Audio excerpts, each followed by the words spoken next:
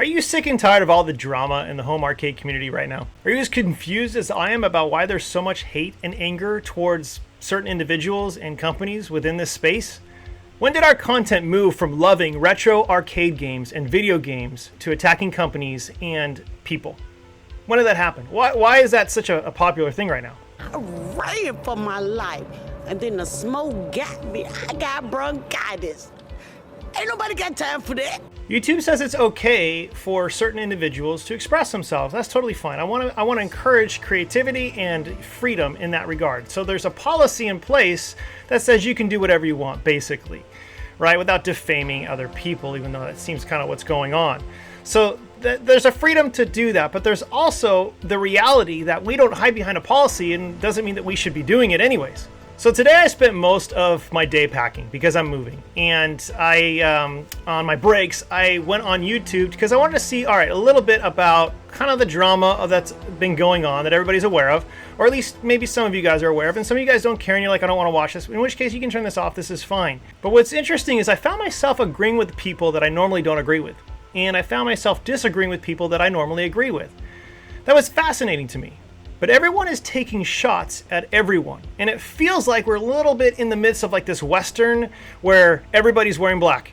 If people aren't saying something on YouTube, they're sometimes saying it on Twitter. If they're not saying it on Twitter, sometimes they're saying it on TikTok. If they're not saying it on TikTok, they're saying it someplace else. And they're saying all these negative things about individuals or companies. But it's hard for me because I feel like I love and respect everybody on each side.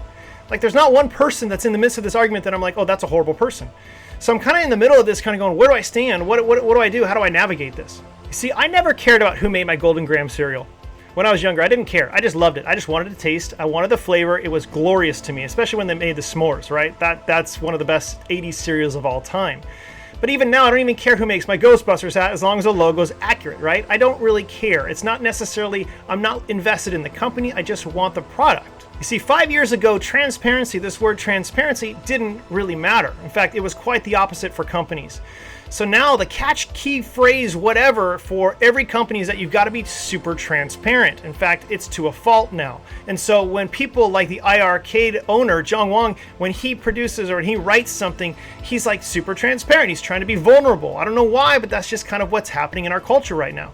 And so everybody's keying off on this and everybody's dissecting this, like scrutinizing it to the nth degree, and it's really laughable. It's kind of crazy. It's like they're super bored in their lives, so they have nothing better to do. In fact, he even called a lot of people out on that. But I'm wondering, like, despite all of this stuff, and we really don't know, it's all speculation, so we can either trust the guy or we can not trust the guy. That's your own choice. But regardless, we don't have enough information to make a clear, decisive decision on this. We just don't. And we may think we do. Oh, I know. No, we're not mind readers. We aren't fortune tellers. It's not like we're Zoltar and we can go out there and like tell people what to do, even though that's not what Zoltar did in Big. I know. I understand. But when did we get away from doing the things that we love? Now we're just doing the things that we hate. We're just talking about the things that we hate. Why do we do that? Like, can't we just go back to encouraging people on the things that we love? Now, I know a lot of people have kind of suggested or kind of said, hey, Dan, you're just a guy who wants to sing Kumbaya around a campfire. That's fine. Maybe that's accurate a little bit. But one thing I know is I just want to experience the nostalgia of my youth without people yelling at me. I mean, really, I don't really like that. It's not something I enjoy. It's not like I go out on a date with my wife and I'm like, hey, I can't wait to see someone who's going to yell at me.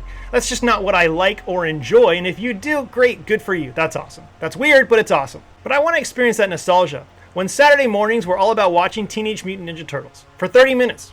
And then after that was off, you know what? I would go play my Nintendo Entertainment System and Zelda. I would play that for hours. And I love the thought and idea of that and creating that for my kids. I love and remember going to the arcades back in my youth and seeing and experiencing all of those smells, knowing that I could get that now with real arcades that I can actually buy because I'm a grown adult. Now I can invest in that as a product. I have a Street Fighter 2. I love my Street Fighter 2 full-size arcade. But if that's not your jam, well, you got 3/4 scale arcades with iArcade, with games, and you also have Arcade 1-Up. Those are great companies where you can get as close as you can. I mean, that's amazing. Who'd have thought we'd have an actual arcade in our freaking homes? I mean, we've said this over and over till we're blue in the face, but let's get not beyond that and be thankful for that. But if you don't have room for that, guess what? There's another option. It's called quartercades from Numbskulls, and there's quarter-sized arcades that are glorious and beautiful. In fact, they're just putting out a Teenage Mutant Ninja Turtles. They're releasing it soon.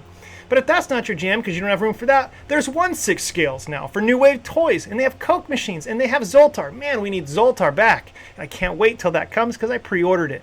Besides the point, there are so many options. And if you want handheld options for your retro game fix, there's handheld options. I mean, you have the Egret from Taito. You have there's a Capcom, smaller version of Capcom. There's the MVSX Mini International, but don't be a keyboard warrior. Content creators who post negative things all the time have their freedoms to do whatever they want.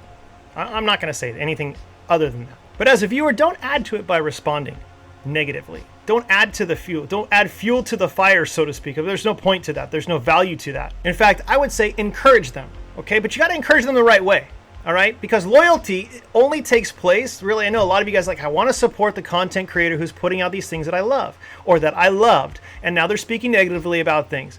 Well, my encouragement to you is to encourage them in the right way. Now, we don't just say, oh yeah, totally, I agree with you, man. That person's horrible. What awful, what a joke, what a shill, whatever we want to say. We don't add fuel to the fire, because when we talk about loyalty, there's this idea of loyalty, and some content creators want loyal fans or loyal subscribers. I don't want any of my subscribers to be loyal. I want my subscribers to be friends, because loyalty only belongs to dogs and the mafia. All right, and neither one of those are healthy, and that's not what we're trying to create, I think. I mean, some people are trying to create a mafioso empire or whatever. So tell them that they are loved. Tell them that you loved the content that they used to create before there was riddled with all this drama, when they were excited about these products. Because all of them were excited about the products that you're excited for, in some form or another. Because each content creator was excited for the products that they purchased, that they bought themselves. And that could be anywhere from real arcades to New Wave toys, all the way from the full size to the 1/6 scale. And I'm sure they're smaller, but I don't like those products. Whether Build-A-Cades or II Arcade, we have access to play in our homes, actual arcade games, as close as we can get to the real thing. Holy mother, that's insane. What a blessing we have to be able to play these things, to be able to discuss. We're 40 to 50-year-old men. That's the average viewer on my channel, 40 to 50-year-olds. I mean, there's like maybe 20% that are younger and maybe like 5% that are older. But most of the guys who are watching this, most of you who are watching this, are between the ages of 40 and 50. Do you really need more drama in your life? I mean, my life is pretty filled with drama all the time. Could be just my occupation. But these content creators really did absolutely love the content that they were putting out in the very beginning. You can look at all their old stuff. They were excited. They didn't really know what they were doing in the beginning. And they kind of progressed to this point now where they don't have a lot of things to talk about. Their creativity juices, their creative juices are kind of spent. So my encouragement would be to help them, encourage them. Maybe give them fresh ideas if you want to see them do stuff. I mean, wouldn't that be crazy if you encourage the content creators with, hey, did you ever think about doing this video? Or, hey, did you ever think about doing this video? Or maybe just be crazy and pursue that content creator that you love so much and say, hey, let's go play an online game together. Because there's access to online games. Let's hang out. Let's get to know each other. Let me show you and tell you how much you've meant to me, or how much you've encouraged me, or why I bought this product because of your review, or whatever it might be. Those are encouraging things for content creators because we're putting ourselves out there. But we don't need people to add to our own insecurities, our own drama.